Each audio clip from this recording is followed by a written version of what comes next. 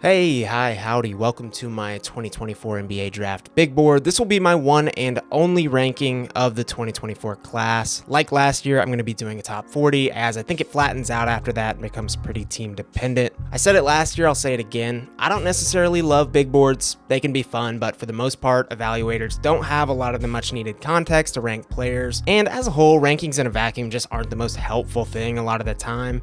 That's my long-winded way of saying that if you're here from the future just to rag on my big board, I've gone with similar tiers to my 2023 board, but keep in mind that last year started with generational, obviously Victor Wembanyama. This year's doesn't, so I, like many other draft people, am less bullish on this class as a whole, but I do think it has a lot of really good potential long-term NBA contributors. I tried to set up the tiers in a way that's less linear, so you can kind of parse through depending on what your team needs. If your team is in dire need of talent in general and has a high pick, I'd probably be looking at the first two tiers. But if you're following a team like Houston or Memphis that already has an abundance of talent, I'd skip right to tier 3, pick based off team need, and it kind of continues from there. So without further ado, my 2024 board.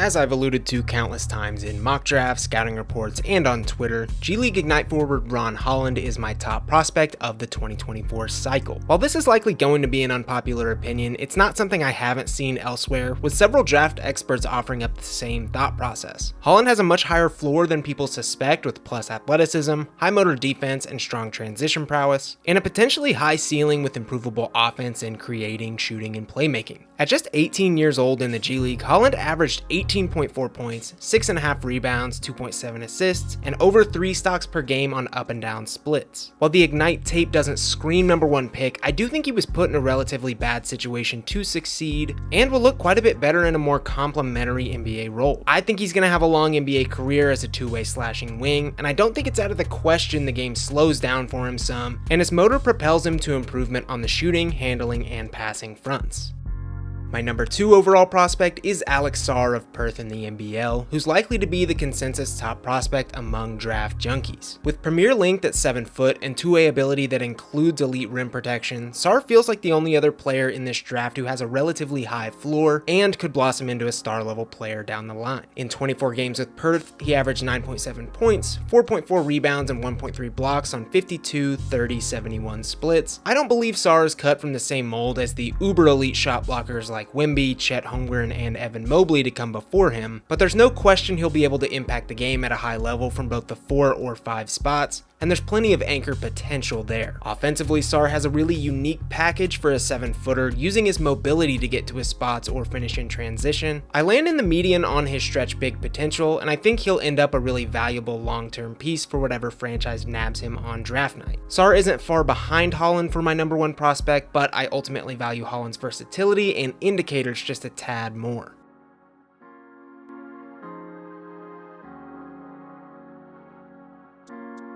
Kicking off tier 2 is Rob Dillingham of Kentucky, a player who somewhat breaks my typical mold of length and positional versatility with his game-breaking offensive skills. At a meager 6'1", Dillingham lit up college basketball this year with over 15 points on 48% shooting overall. He's a legit 3-level scorer and tacked on nearly 4 assists per game for good measure to really round out his offensive package. I'll be honest, this ranking is a lot of gut feeling, which flies under the radar as a tried and true draft method. Obviously joking, but when I watch Dillingham's hyper-coordinated movement, his ease in getting to his spots and knocking down smooth jumpers, and some seldomly awe-inspiring passing, it's hard not to see all of that translating into NBA success. There is a ton of merit to doubting Dillingham's future success, especially given he'll likely be the worst defender for the next dozen picks, but we've seen a myriad of undersized guards succeed, and I'm keen to add Dillingham to that list.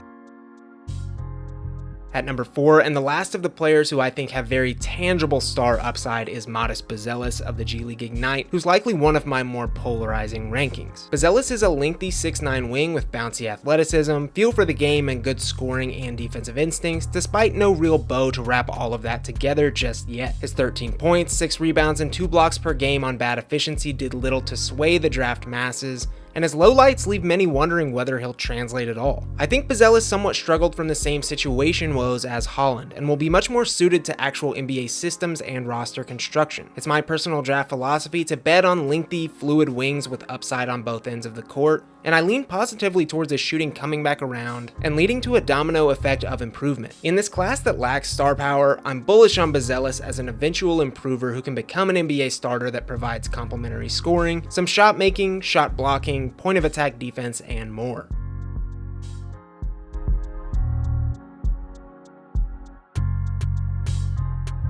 Rounding out the top 5 is our second Kentucky guard, Reed Sheppard, who I have pegged as the #1 player in this class to draft if you're in need of a bona fide high-level starter to contribute positively for years to come. Sheppard stands at 6'3" with about the same wingspan, but put up one of the more unique seasons for a freshman guard ever, boasting 12.5 points on 52% three-point shooting, 4.5 assists per game, and 3.2 stocks per game with an unprecedented freshman box plus minus to boot. He has undeniable feel for the game, playing with pace in the pick and roll, knocking down smooth jumpers, and playing tenacious defense both on and off ball. While his creation game is a step behind, that's often a very overrated skill, and Sheppard is a remarkably easy prospect to bet on in terms of shooting, high IQ, and defensive impact. I think Sheppard is set to infuse the starting lineup with positive attributes for the next decade. At number 6, we have Nikola Topic, another wildly polarizing prospect who's really run the gamut of NBA draft storylines this season. He wowed in the Adriatic League before playing just a few games in the EuroLeague, suffering a knee injury, and then repeating that process near the end of the cycle. Just a few weeks before the draft, it was revealed that A, he has a partially torn ACL, and B, a confirmed negative 6'5" wingspan to his 6'7" height, which is obviously really far off from the reported 7-foot wingspan that many thought he had throughout the cycle. So, those things have his stock as of the published date of this video in jeopardy, and while they did drop him a few spots for me, I'm ultimately still high on his cerebral style, high-level playmaking, and what I think will be an improvable jump shot. To me, the high IQ and mistake-free offensive punch that he packs offers a pretty high floor as a point guard, and there's still plenty that he could blossom into if a few other things fall into place, making him a worthy pick here in my opinion. The star gamble in this tier would be Isaiah Collier, USC's dynamic point guard who came in as the #1 player per RSCI but saw a roller coaster of a season with the Trojans. Collier is a bulky 6'3" point guard who uses his combination of strength creation, quickness, and handle to dive bomb the rim and finish with craft and touch. He's really polarizing as an offensive player, boasting some pretty special scoring and passing skills that were marred this season with inefficiencies and turnovers. Again, as the former #1 player, his stock is going to range anywhere from the top 10 to the late first round. I've leaned the former. I think the spaced out NBA lends itself well to his style. In addition to his stocky frame and high volume of touchy rim attempts translating enough to make his questionable jump shooting passable down the line with some improvement. This pick's success hinges heavily on what situation he lands in and what good habits that organization builds, but consider me a Collier believer. 7th overall, we have French wing Zachary Rizachet of JL Borg and the LMB Pro A-League, who seems, at least a few weeks out, to be in contention for the top couple of spots. While Rizachet, as a nearly 6'10" wing who can hit shots in abundance and play some stingy off-ball defense, is an enticing prospect, I'm not quite as high on his ceiling and project him to be more of a high-level role player. That's certainly not a bad thing. Several teams in this draft will be looking for a lengthy player that can get out in transition, cash in on triples, defend on and off ball, and put the ball on the floor in moderation. But unless there's major improvement, Rizachet is probably destined to be a complimentary off-ball scorer and defender, and I personally would be willing to place a few more star bets before gambling on Rizachet's talents.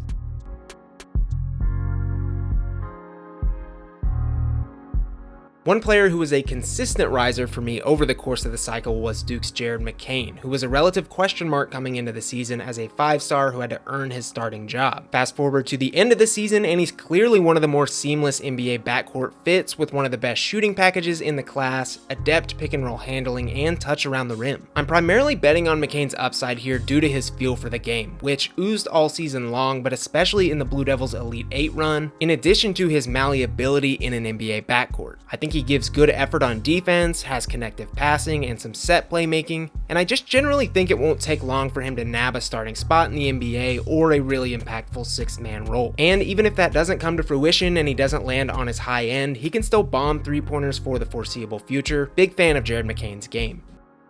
Rounding out the top 10, we have the behemoth that is Donovan Clingan, the 7'3" center who anchored the UConn Huskies to 2 straight national championships. In his most recent season, he averaged 13 points, 7.4 rebounds, and 2.5 blocks in just 22 minutes a night, utilizing his immense frame to put a lid on the rim, disrupt and drop coverage, and get easy offense. Despite this ranking, I really buy into Clingan being an extremely impactful player in the NBA, although I do value his traditional big archetype just a little bit less generally. There's no doubt he'll be better than some of the names above him on this list, and for any teams in desperate need of size and rim protection, I really get this gamble. I think he's set to play the 5 for a lucky NBA team for the foreseeable future, and is a worthy pick in this draft that has a little bit too much mystery. Just as an aside, I also think Clingan offers a ton of value too as more players like Wembanyama, Chet Holmgren, and more begin to dominate the league with length.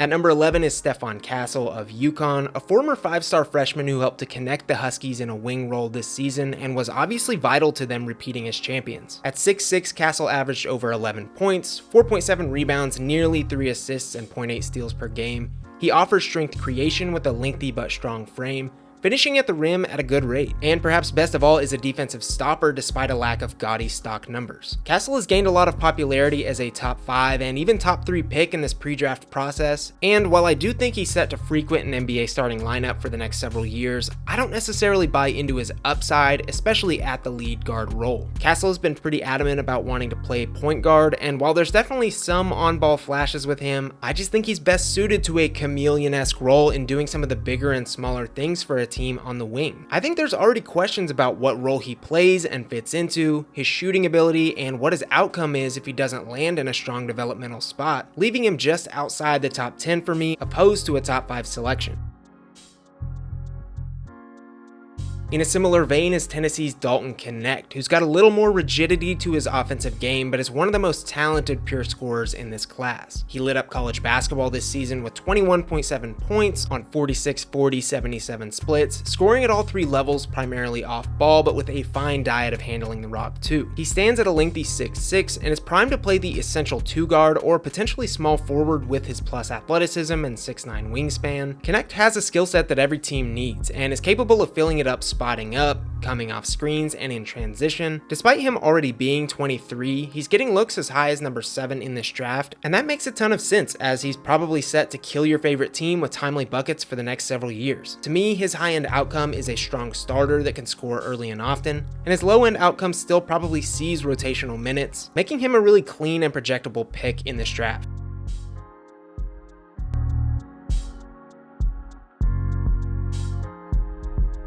At number 13, we have Baylor's Yves Missi, a prospect I haven't been shy in liking throughout this cycle, standing at 6'10" with a 7'2" wingspan and the bouncy athleticism to match. I've kind of felt like Missi has somewhat flown under the radar in this class as a freshman big, averaging over 10 points, 5 rebounds, and 1.5 blocks in just 23 minutes per game. He's a remarkable target around the rim to finish plays, especially getting downhill in the pick and roll, and he even has the ability to put the ball on the ground with a little space in the half court. There's a ton of refining to be done to Missi's game. He needs to better his post game in general, add passing alternatives to his sets, and hit his free throws, but otherwise I think he's got a great modern skill set for a big and will improve into a switchable lob threat who can protect the rim and play some face-up offense intermittently. He has what I'd consider a low floor and is a bit of a gamble, but it's possible he'll have an especially nice price attached being dozens of spots removed from Donovan Clingan, who as a freshman put up pretty similar stats.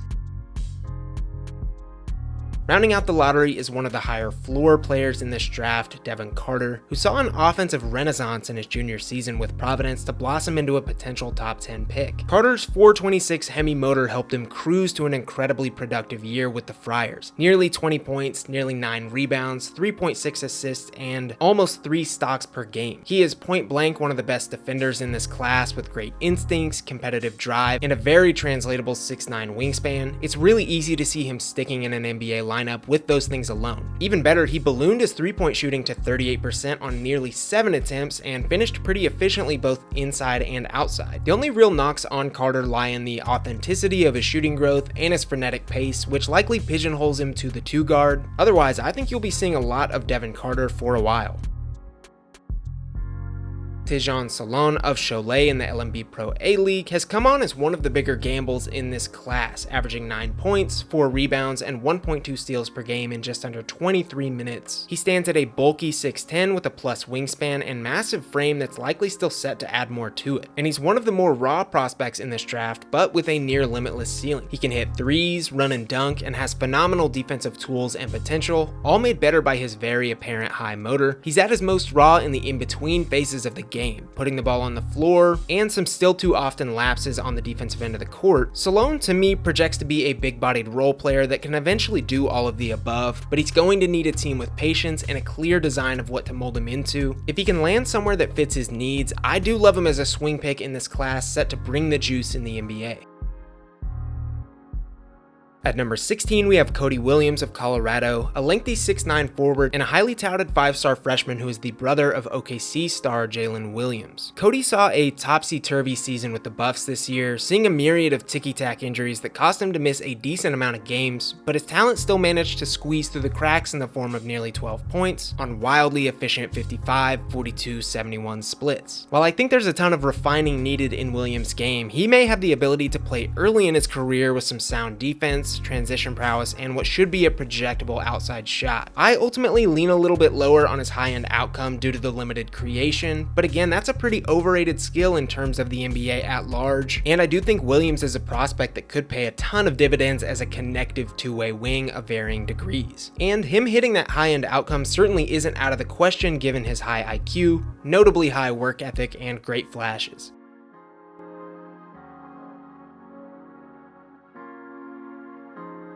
DaRon Holmes is my 17th ranked prospect. He's a versatile two-way big with solid athleticism that's dominated college basketball for the last few seasons and answered most NBA questions in his junior campaign. He stands at 6'10 with a 7'1 wingspan and has long dominated the interior on both ends, but has added perimeter wrinkles to his game with time that stand to make him an impactful contributor in the NBA too. He's averaged over 20 points, 8.5 rebounds, 2.6 assists, and 3 stocks per game while shooting 38% on limited volume. Holmes is a physical force inside, great in the pick and roll, improving in the pick and pop. He can handle it in moderation, make passing reads. Most simply, he's a high motor big that can do almost everything, and I really see that carrying over to the NBA. Most questions about Holmes at this point revolve around his role, as he's not legitimately a true 5 and probably not worth feeding inside, but if he can continue to improve on his game, which he's done season after season, he's going to be a versatile big play for years to come, and one that I'm fully willing to bet on. Next up is our third G League Ignite prospect, the ever-versatile Tyler Smith. Smith is 6'10" and saw real success with the now-diffused Ignite last season, averaging 13.7 points and over 5 rebounds while shooting 36% from the NBA three-point line on great volume. There's a lot of simplicity to Smith's game in that he can hit triples and has athletic pop near the rim, and that's just fine for a league that continues to need those two things in leaps and bounds. There's no question an NBA team is going to have a role for Smith early, and I think he'll capitalize on it. He's a really easy plug-and-play power forward with a skill set that many before him have seen success with. It wouldn't surprise me in the slightest if Smith is a draft night riser for those reasons. At 19, we've got a player I'm probably a little bit higher than the consensus on, KJ Simpson of Colorado, shockingly being our second buff taken off the board. Simpson, despite being an undersized guard at 6'2", is just a proven player in a variety of ways, but especially in his shot and playmaking. He finished averaging just under 20 points per game, nabbing an above average 5.8 rebounds for a small guard, and dishing out 5 assists too. He's a great handler who can wear out the pick and roll and is great off ball too, scoring a majority of his points in transition, spotting up, and other complementary ways. I think him being able to transform from handler to shooter that can contribute positively in areas like rebounding and passing is going to make him a shoe-in for backup point guard somewhere. And there's a chance if he does those things well enough, he could even be a starting point guard. He's just a player overall I can see simply being too good to keep off the floor altogether, even if that means rotational minutes.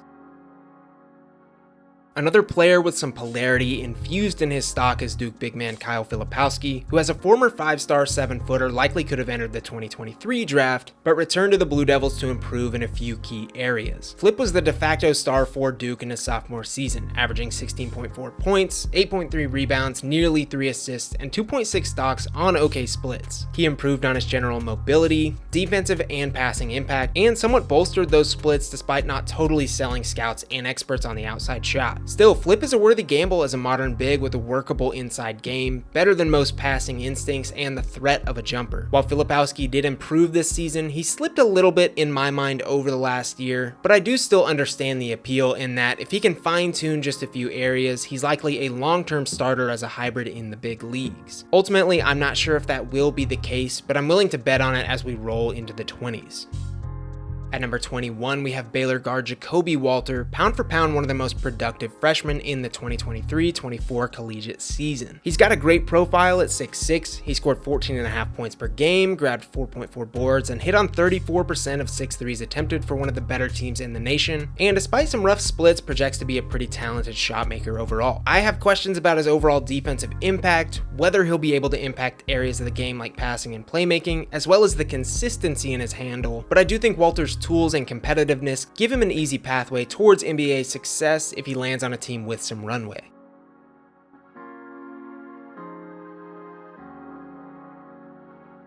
I like Weber State's Dillon Jones a ton as a potential high-end contributor in the NBA. He's a 6'6" ball handler, albeit one without a defined role moving forward, but was massively productive in college, averaging over 20 points, nearly 10 rebounds per game, and dishing out 5 assists. If he can carve out some niche lanes of success in addition to the pretty appetizing on-ball stuff, I like him as a long-term contributor in a rotation, adding things like versatile shot making, hustle and drive, and just generally stuffing the stat sheet however he can. Again, he's a pretty acquired taste, and I'm not sure how he scales off ball, hence why he's ranked in the 20s and not the teens, but otherwise I really like Jones' game.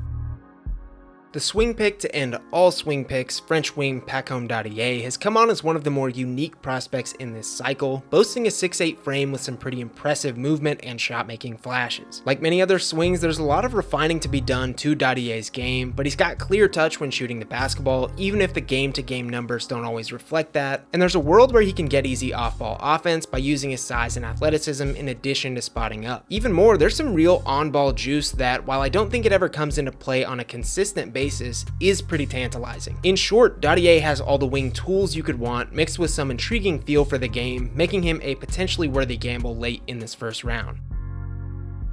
At number 24, we have Johnny Furphy, a 6'9" wing who would be one of my bets to really outplay his draft stock if he finds the right opportunity. He carved out a nice role with the Jayhawks as a freshman, adding 9 points and 5 rebounds on good splits, doing complementary stuff often. I envision the same thing for him in the pros should he see the floor. Again, I tend to bet on lengthy, hyper-efficient finishers, and Furphy fits that mold with what I think is a pretty projectable outside shot. I have some worries about his general defensive acumen, but it wouldn't shock me in the slightest if a few years down the road we're looking at Johnny Furphy as a nightly contributor in the NBA. At 25, we have Kansas guard Kevin McCullar Jr., a player whose island I might be the only active member at this point. McCullar is a 23-year-old fifth-year senior who played 3 seasons at Tech and a few years at Kansas as a vital two-way piece. He most recently saw a massive blossom to his line, scoring over 18 points, grabbing 6 boards, dishing 4 assists, and adding 1.5 steals per game. McCullar remains one of the best perimeter defenders in this class at 6'6". He's incredibly suffocating at the point of attack and hyper-aware off ball, and in my mind is destined to make a positive impact there in the NBA. McCullar's offense remains the pretty dividing skill, specifically his shooting, which stands at 31% on 2.7 threes attempted per game across 5 collegiate seasons. I'm otherwise unbothered by most of his offense at this point, and I'm even pretty bullish on his connective passing, but considering a large chunk of his role needs a steady diet of three-pointers, I fully get the concerns. Ultimately, I lean positively towards McCullar being a back-end NBA contributor, even as early as year 1. At number 27, we have a super unique prospect in Keyshawn George of Miami. He's a 6'9" forward/wing with a really odd amalgamation of skills in that he can shoot it really well, flashes some decent point forward stuff as the pick and roll handler, and can play some pretty stingy defense. But he's also a negative athlete with little lateral or vertical functionality. His general sample was somewhat low as a frosh with the Hurricane, and he's also on the older side as he'll be 21 already late in this year. Still, I can kind of see the vision with George in terms of him eventually hitting a ton of threes, connecting the offense with good passing, being usable on either end of a pick and roll, and making some plays on defense. Athleticism, though, is a really fickle mistress in terms of the NBA jump, so I'm landing with George as a late first flyer overall. At 26, we have Khalil Ware of Indiana, a really talented former 5-star who blossomed this year for the Hoosiers to reignite his draft stock. Over the course of the season, Ware kind of became what we thought he could be coming out of high school. He averaged nearly 16 points, 10 rebounds, and 2 blocks in over 30 minutes of play, and was one of the more impactful players in college ball this year per a lot of advanced metrics. Even better, he cashed in on 42% of a limited sample of threes, but still showcased some perimeter prowess that could be used down the line. Like plenty of talented bigs before him, there's motor questions with Ware, and that is somewhat scary, but he's reportedly been really great in interviews and private workouts, and if he's got the drive to get better and stay hyperactive when he's on the court, there's a real chance he gets drafted in the lottery and ends up one of the best players in this class. I don't think I'm yet comfortable projecting those things to happen based off the tape that I've seen, but it wouldn't be a shocker.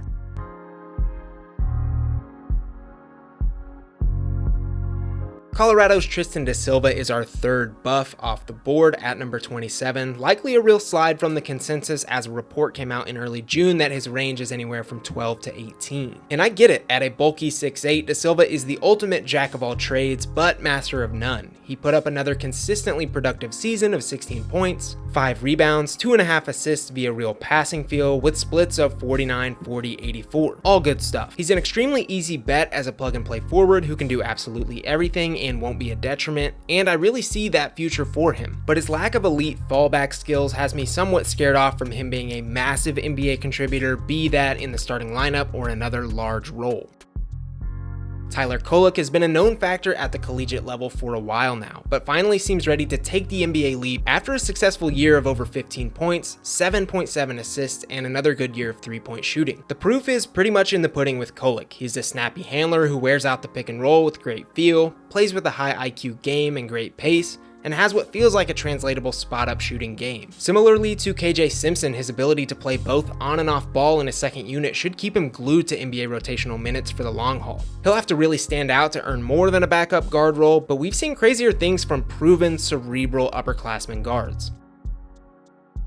I've snuck 7'4" Purdue Colossus Zach Edey in as my 30th best prospect. To this point, Edey's reputation and resume likely precede him. He's one of the best collegiate players of all time, capping off his dominant career with 25 points, 12 rebounds, and over 2 blocks per game. I think Edey can have an impactful NBA career. Again, it's all about finding a team ready to lean in and utilize his very unique skill set. He's going to be a monster play finisher, be that in the dunker spot or pick and roll, and he's slightly more skilled on both ends of the floor than often given credit for. I really think there's a future where he frequents the NBA court, mostly due to his sheer size, but also due to his mix of competitiveness, defensive impact, and more. For teams in need of a front court piece and looking to add an interesting wrinkle to their team, I'd consider him quite a bit higher than number 30.